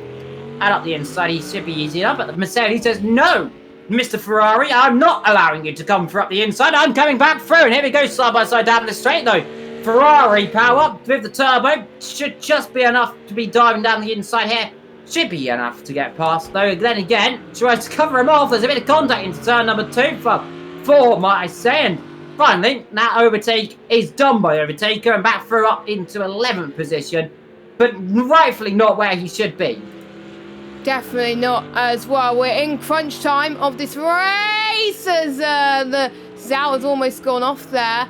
And we got to keep an eye out on Ethan as well, and the guys that are a lap ahead, they've got to get past this traffic as well. And I think you wouldn't want to be stuck in this traffic when there's a battle going on. You're going to be held up so much, and yeah. But luckily Jazzman's only, I think, about 9 seconds behind, but you never know. He can eat in a second per lap. He's got some clean air, so that may hinder Ethan, but we shall see. But Titus is on another level. He's not an alien because he's not from a different planet, but he's definitely on another world, definitely. Well, especially not Jasmine last week. Now, I was speaking to Ethan, of course, and as we mentioned on stream, last week he did get damage, of course. That's why he lost so much time last week. So maybe he could have been a lot closer. Well, today, Porsche's looking closer, and right now he's just got this gaggle of cars right in front of him. Now, blue flags, and I believe they should get out of the way pretty quickly down the straight. I don't see any reason why they should hold them up. Of course, Ethan has had bad experience with blue black markers and blue flags. And right now, that's the livery, of course, the blue Falcon Mercedes that he raced before. The black Falcon Mercedes, which he raced for a long time ago. And this is a really awkward place to get through. And when we're getting out of the way, my friend does do so quite good then. So he gets out of the way pretty early. That's one car. Next car, that is going to be Overtaken. Right now, I don't think Overtaker should just be able to pull that gap right now with Ethan. They're about the same pace. So in theory, as long as he keeps himself around about this pace right now, around about this gap, doesn't make a mistake, he should be fine. We've got a car off the last corner, Jess. I think that might be. I'm wondering who that is. We had a car off last corner. We did see Overtaker getting a penalty as well. Was that from earlier on? I think that's every person's gone round, Jess, actually. So let's see, 140. So yeah, he was the one who went round the last corner. Yeah, penalty is, let's see, 1 second penalty there for the Ferrari. Being a bit naughty. Down to Claire and Vettel. They're still together. These two are like inseparable, like twins. They won't leave each other alone. They're like hugging each other. They're like get close. As long as they get brothers. too close, 2 meter rules. Of course, you can't get too close because you might get yourself in a bit of trouble. But as long as you're not with more than 6 people, it's fine. So, like earlier, whenever it was like in a big bunch together, as long as they're not doing that in real life, it's fine. Nonetheless, Darren Sinclair closing up on Vettel. Gap is what, 2 tenths of a second. Got to exit right now from the Audi. Let's see, Vettel will have to cover the inside line. Let's see, he'll just move slightly, force him to go left, and now Vettel slightly squeeze him a little bit. Nice does him, puts himself right on the curve, and let's see Darren Sinclair falls himself out wide. We're defending from Vettel right now. Really putting himself, he's rather come alive this season. Now, I was speaking to him last season, and he said he felt really down. He didn't really feel confident in the car. He felt it was just going to be backwards all the time. This season, he's having a whale of a time because he's got a teammate that he likes and works. Ethan's got a teammate that's reliable and will continually score points all the time, unlike his last teammate, who was, as Ethan said, wasn't the best teammate, but he wasn't the worst teammate. But that driver now is retired from motor racing. He's gone to play GT Sport, which is a game I don't like because Darren Sinclair almost decided to remove the rear end of Vectro. That almost ended up in the shunt. Thank goodness it didn't there, but that means they're a bit less together now. They're, I think, within the 2 meter rule, I think, at the moment. Now it's a 1 meter. Yeah, it was under a meter. Now it's about 4 meters. Well, it's more than 4 meters. It's more about a lot more than 4 meters. 2 meters is about the length, about the length of these cars, to be fair. Oh yeah, good point. Yeah. As long as they don't get too close, they'll be fine. Friend, meanwhile, he's rather he's lonely right now, isn't he? Poor friend.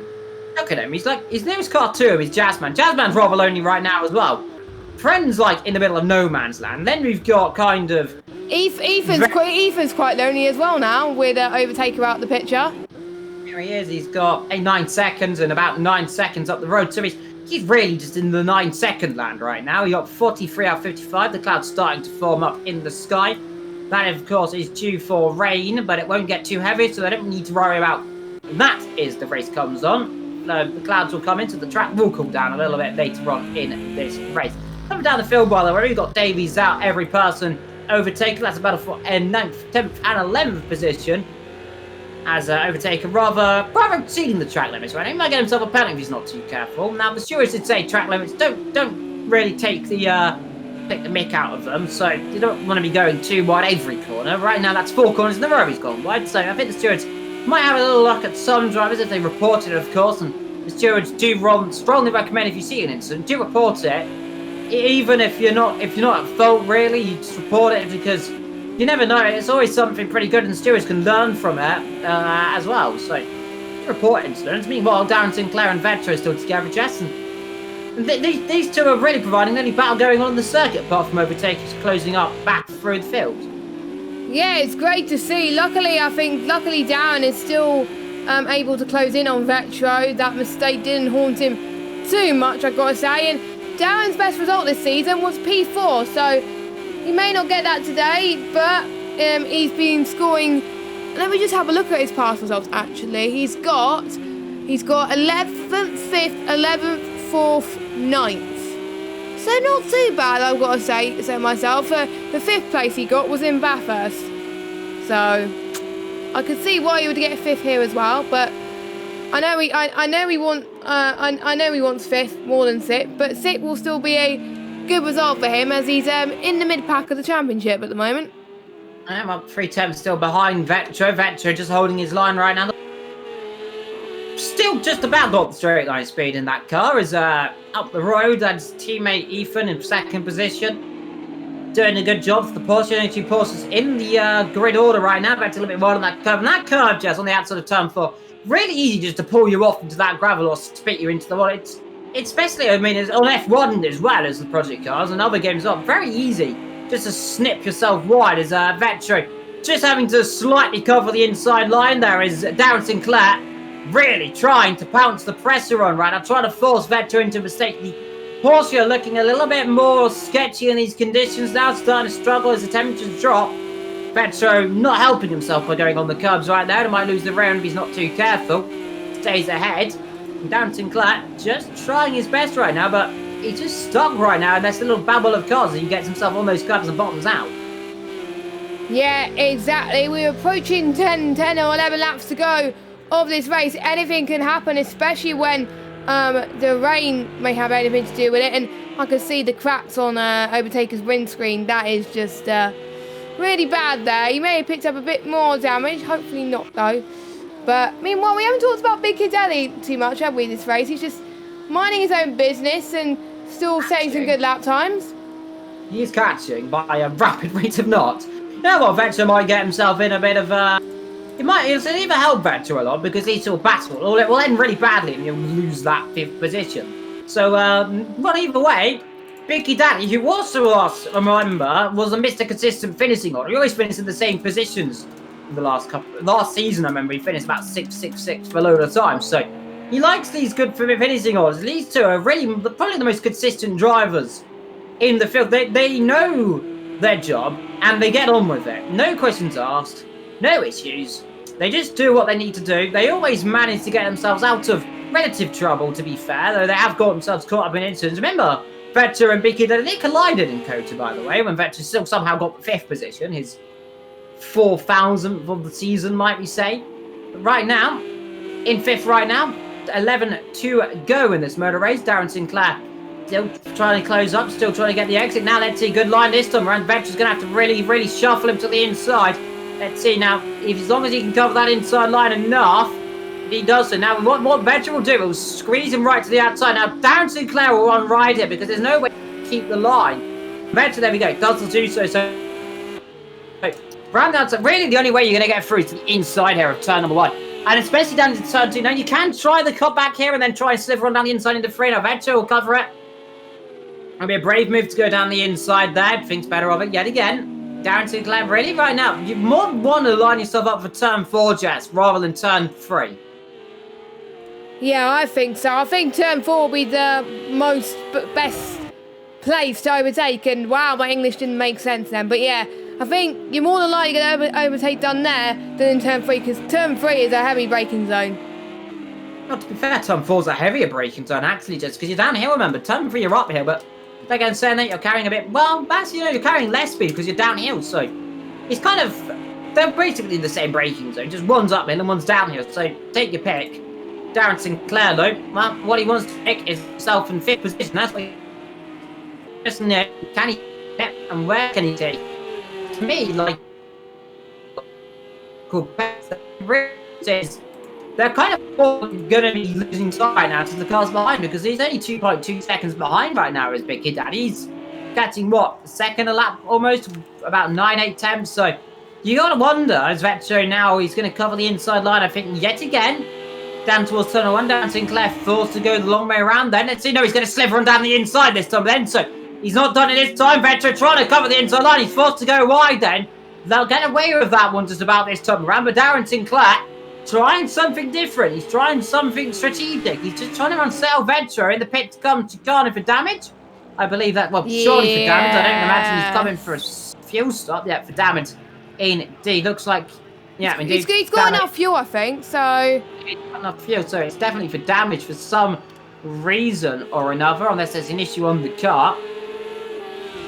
Now drop him right the way down the field. It's going to promote Overtaker up to 9th now, so starting to come through the field bit by bit now as Overtaker. Next car he'll be battling, that will be the Bentley, who is quite a way up the road. Yeah. So that is what they're going to do, and it's going to be a little bit more tricky to say the least. But, you know, never say Vetro's gone off. Oh, no, Vetro. Curse 3-0 to Evil with commentators' curses. There we go. Or Big Daddy here. As long as he get back on the circuit, he does do so. Yeah, 2 months on the curb on the inside. So, no, he's 7th now. Aw. Still not a bad result. Well, Darren Sinclair's finally got past. But now the question is, you know what? This might still be a blessing because Big Daddy's going to try and battle here. Big Daddy's going to get through. Most likely either way here because he's got so much more. Now, very true here. As long as these tyres aren't too worn, as long as they're not too worn, he's still got a chance of this. He's still got a position. Never say never. Meanwhile, Chicano, he's come back up. Guess who he's with? He's with his teammate. These two are contact earlier on. These two former champions, of course, season 9 and I think 8, if I'm not too mistaken. Don't quote me. I think 2-time and a 1-time AOR champion in GT3 and in other series. I believe that is the LMP2 series, of course, the WEC series as well, as I think it was called back then, the Endurance series. Might as well call that. Big Daddy Low trying to challenge, and now he's a man who has race win-being pedigree. He's won races before, and he's really trying to get himself. He's not often I don't think he's won many GT3 races in the past, but he is a reliable driver, Jess. He's always punching there. above his weight. He's always there. He always picks up from mistakes that other people make, and that's what makes him a consistent driver, Big Kid Daddy. And to be honest with you, a good result that he had last week, that's what helped him get third in the standings. So that is very impressive. He got a 2nd place last week in Long Beach compared to Ethan's 3rd place, and and he's got 2 4th places as well. Pren as well. Someone's gone off the road. Is that Chicano or Pren? Getting out of the way. So decides he wants. So you know what? Fair play. Ferrari let Ferrari through in the most strategic way possible by going completely off the road. That's one way of doing it, my friend. But Pren running 4th. He's got a fair shout of driving. Clean. Who was that? Okay. Oh, that's Zout. Yeah, Zout. Now, that wasn't Puddles. That's the curb then. So he's dropped on the curb then on the inside. So that's very odd. Has he got damage on that Mercedes, I'm wondering? Don't think so. Doesn't look. Well, we'll see on board if he's cramming a lot. Yeah, damage. You can see there. It's starting to rain a little bit, I think, in the sky. Yeah, so damage on the car. Well, wants to be careful not going on that one. So, struggling. Must be careful not going that puddle either. So, poor old Zout in the wars. Big Daddy, meanwhile, he's caught up to back of Darren Sinclair then. 2. Now, together, 41,000's up on his lap time. Should be, you'd imagine, a relative boot, Jess. Yeah, well, sorry, what lap did you say? You got cut off a little bit there. I don't even know what I said. God, never mind. I forgot what I said, Jess. Carry on. But Big Daddy closing up, and you imagine you want to get past pretty quickly. Yeah, you do. You don't have many laps to do it, and the track will get cooler, of course. So the sooner you get the position there, the better, really. So Big Daddy's got to think on his feet a little bit going into turn 1. Turn 4 will be the best opportunity, like we've seen other people have done in the past. Vetro is probably going to stay in 7th because of his mistake. But I've just noticed, Evil, the top 4 are around about 20-30 seconds behind, well, clear of everybody else. That's just insane. Big Kid Daddy gets them trying to go side by side with Darren, and he goes comfortably through. We said that he needed to make the pass now, and he did. Can Darren get the cut back he needs? We'll see. Nah, far back, won't do it now. We end up punting the car off, so he knows more than anyone right now. And I think you know in your heart when you're beaten in a battle before it's even begun, because Big Kid Daddy, his pace is 1 second nearly a lap quicker than these guys around about 4, 5 tenths. He is one of the quickest drivers on the field, to be fair. He's pushing on top 4, like they're all together. 130.4, 130.5, 130.6, and 130.7. Know what? I like when they do that, Jess. They go up a nice incremental order.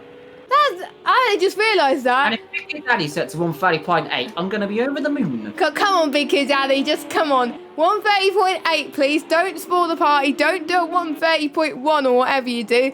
So let's see. Big Kid Daddy is going to... Oh, my God. I can't believe we're getting excited over this. Big Kid Daddy comes across the line, and it is a 130. Oh, no. Darren's the thing. Meanwhile, look at the gap between Darren Sinclair and Vetches Attenborough. They're very close, 6,000. These two are... Fair, Vetches to make that spin. I think this could have been a very interesting battle. Meanwhile, Chicano still battling together with his team, and that's Slicker. Now these two... Now they're going to have a blood rivalry here, or they're just going to have some fun in the last 5 laps in the race. I think they're going to have some fun, Jess, because these two, they don't obviously get near each other. And when they do, they end up, well, they either end up spinning around and one of them goes in the gravel. Yeah, and that's loses Chicano. time. No, not Chicano. Oh, they're waiting up for each other. Naughty boys. What are you doing? Do they waiting up? They want a battle, Jess. I think they want a battle. Chicano definitely break there. I saw that. They want a break. They want a battle.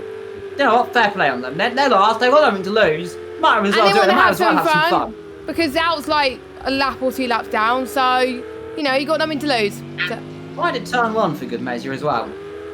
Exactly. So, this is going to be an exciting few laps for them, even though they're a lap down anyway.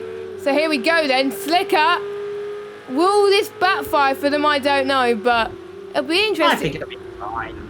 They will be, as Slicker goes off. But let's see then as they go up the hill. This is going to be so fascinating. I mean, I like doing that. Well, the whole point of racing is to have some fun anyway. And I do see it might be just me. Actually, no, I thought I saw spots of rain, but it might be just my eyes deceiving at the moment. But rain, yes. So it won't get wet enough. There's no way the track can get wet. We've done practice, of course. It's just to make the race a little bit more scenic at the end of the race. Just, you know, bit of difference, bit of rain, you know, make frighten the drivers a little bit. But they won't get affected. As there off the road goes Chicano, and back through goes Slicker. As these two continue their little scrap around, I think they're just gonna have some fun. You know what? I don't blame them. If I had a teamer right now and I was this far down, you're not gonna get overtaken by Zout. What is Zout doing? He's got oh my god! What the hell's that? That's an Autosport banner. Also, that's you know what? That's a do you know what? Go to Autosport. There we go. That's what Zout wants. So he says, go up and go have some Autosport fun. He's gone and spun it on the carbs. Go to Autosport Live in January. Just saying. Yes, we recommend that. It's beautiful. I've never gone. I have. Might go eventually, but it's very far away from me, and I'm travel sick, so I'd probably die on the way there. So I wouldn't be of much use. But you know what? Never say never. Maybe in the future. I'm getting over my travel sickness. Well, I hope, because I want to do this in real life, commentating, and so I have to get over it. But nonetheless, these two still battling together. As wide goes Slicker, wide goes Chicano. Not a lot of battling going on the circuit right now. It's on that 53 of 55. Tennis leading this race by a couple margin of 17 seconds. And that's crazy. Just checked out a little bit right now. As now, Jess, you can say it's raining. Yeah, I could see it's raining. Another scenic view, and maybe some of these guys may start to be worried and maybe put under pressure, even if they just see rain in the sky. So let's hope they won't be put under pressure anyway, with a few laps to go. And this may be a nice little fight we have in the championship, because Jazzman is in 3rd, Tinnis is in 1st. I do believe, if my calculations, as he's hit another Autosport banner, if my calculations are correct, I think Tinnis will be leading the championship. It's an 8-point gap going into this race. I'm not sure. Indeed, there's a spray getting kicked up there from Slicker. He's starting to pull that gap now. He doesn't want to back him. He wants to pull away. We want a battle, guys. Come on, close up a little bit. Go on, give us some fun. Right at the end. I think they will. Wonder if, do you know what? I never know. What is the closest fitness we've ever had in a GT3 race? You know, I think it might have been a long time ago. I can't remember. Hockenheim? It might have been Hockenheim back a long time ago. Well, Hockenheim always provides close races. Meanwhile, Fred, that's out, I think. Now, how has he done that then? That's careful, Zal. You gotta be careful. You gotta wait until the cars go past, which he does. And he's doing it on purpose. You don't want to be doing that. That's, you see, I mean, that is what we call weight lifting. But you know what? The issue is right now, he's going to turn into this corner. He's going to go flying off the road. You know that's going to happen, because he's got no rear downforce. So what he's going to do now is he's going to crash, Joe. Well, let's see. 1, 2, 3. No, he survived. Well, you know, fair play. Well, he's going slow enough right now, and imagine he's I don't think he meant to do. Well, I hope he didn't mean to do that, knock his rear ring off. But I don't think he was an evil. But yeah. Well, he's going slow enough right now. He's on the. Has he got engine failure or mechanical failure? Is that why he's going slowly? I think he's just trying to get out of the way of people right now. He's going slow. No, I reckon he's done this because the leader's on the last. Horrific happens. That's Big Daddy, I think, coming through. As he's probably going through this corner, going, "Oh, there's a Mercedes up the road. Let's go and get through here." With that, Mercedes is going to suddenly realise he's got no rear wing, and but he gets right out the way of everyone. Luckily, as when he goes takes out some brake marker boards and some bollards for good measure, and now he's going to go spinning to the inside and gets himself right out the way of one car, and now he's careful and get himself out the way of another one because he can Vettel to come through up the inside, and Vettel right now is probably going to be a little bit haziest around this section of the circuit because that car's going to be right in the firing line and gets himself right out the way for good measure. You know what, I reckon we're going to see Zout parked at the last corner to just get out the way of him because the leader's coming through here. So I believe Zout's going to wait here, but we'll just see if we see a Mercedes. Let's spy a Mercedes then on the inside of on the start line. I have a feeling Zout is going to wait because he doesn't want to do any more laps. I think he was fed up with his race altogether. Started on pole. Now in plumb last out of the finishers. Obviously, S is retired. Anyway, Tinnis comes across the line now around the Spielberg Mountains in the Red Bull Ring in Austria. Tinnis has dominated this race and wins by 17.5 seconds.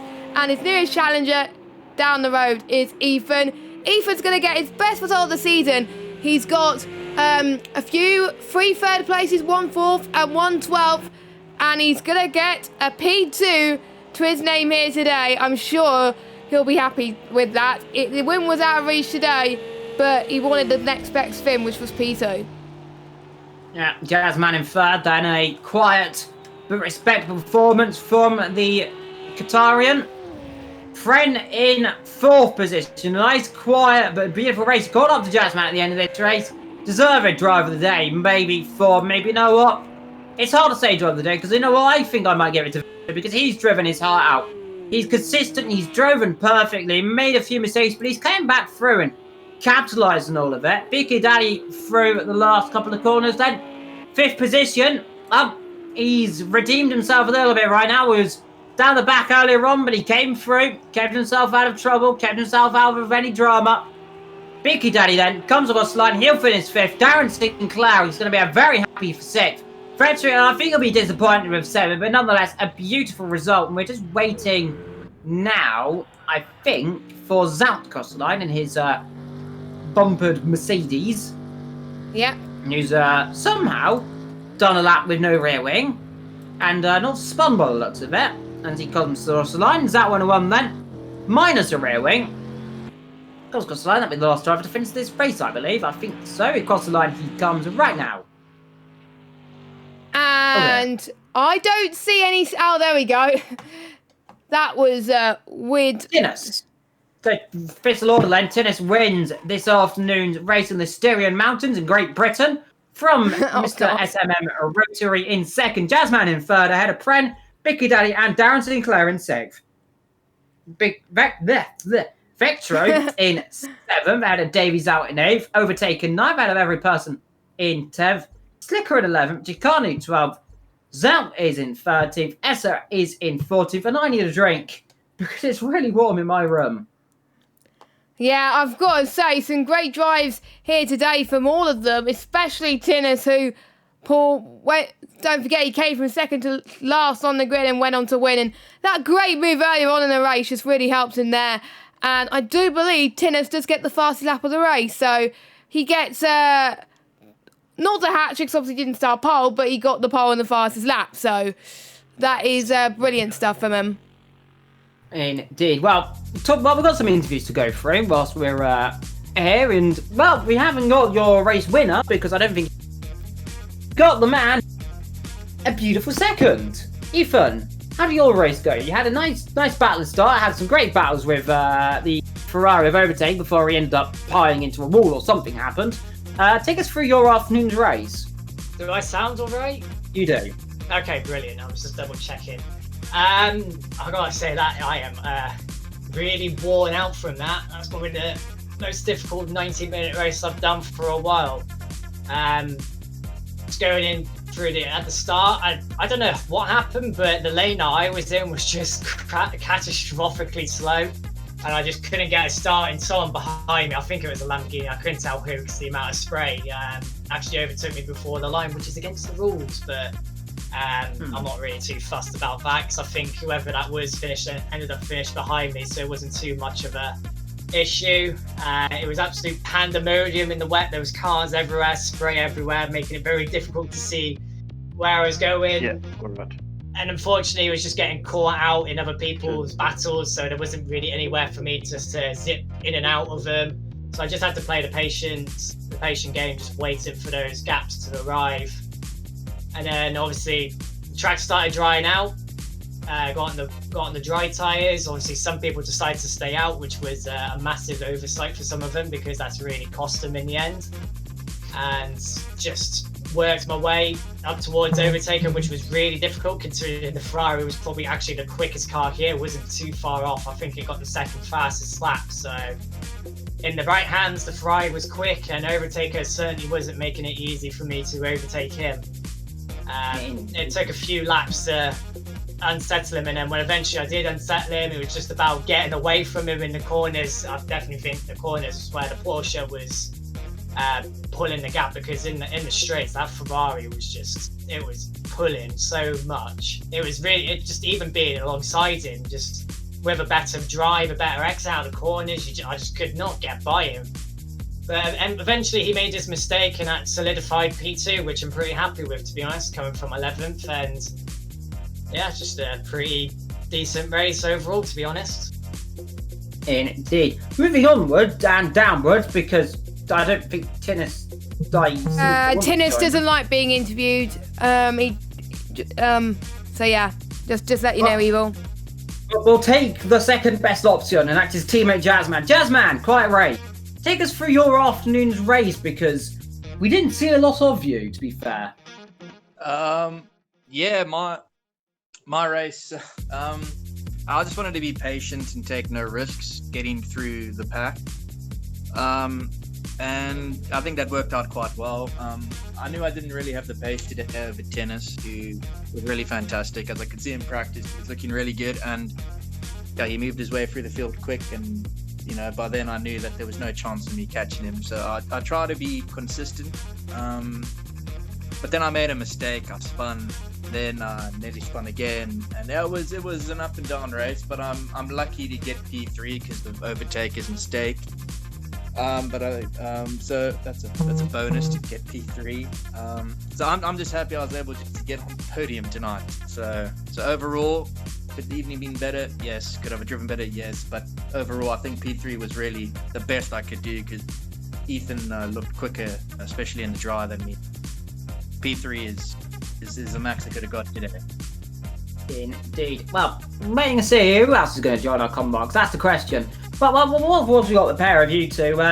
Conditions today. How totally did you find them? Of course, you two kind of made the conditions. So how did you find it? I guess I'll go first. Yeah, you go first. It's just been the way it's always been. If you get it right, the cars are sublime to drive. I mean, I don't think I had one spin in that race, which was my own fault because I clipped too much of a curb. But I don't think there was any point in that race where I was driving at 80%. I was constantly on it. There was just nothing really to unsettle the car. Really, the conditions are just really good to go really fast and race really well, and that's what it's done throughout this entire season. And this race, especially with the mixed conditions, which was a bit of an issue last season, I think it's really good, and it sets up really well for Spa, which is the next race with wet weather, stuff like that. But over last season, these conditions are just much better because much more attention to detail has been put into it, which allows what we want to do, which is to race and have fun, and that's exactly what I did this race. I had fun, racing, doing really doing the best I could do, getting overtakes done, racing, driving consistently, stuff like that. So yeah, I give it 10 out of, well, no, that would be being biased. That I give it a good solid 9 out of 10. The conditions, if I'm honest. Indeed, Jasmine. Yeah, What's your opinion? I mean, I'm just I've always been a bit nervous every race, actually hoping that the conditions, play out as we've hoped and as we've tested and as it felt. And this race has worked out. I'm just really pleased that there was no issues and everyone had it was an easy changeover. So I'm just glad that it went well, and I hope that Zolder, the next race, can go well as well for us. So fingers crossed. So far it's been a really good season, and the feedback's been great. So that's why we do it. That's why we made the calendar, and that's really important. I'm just really glad at the moment.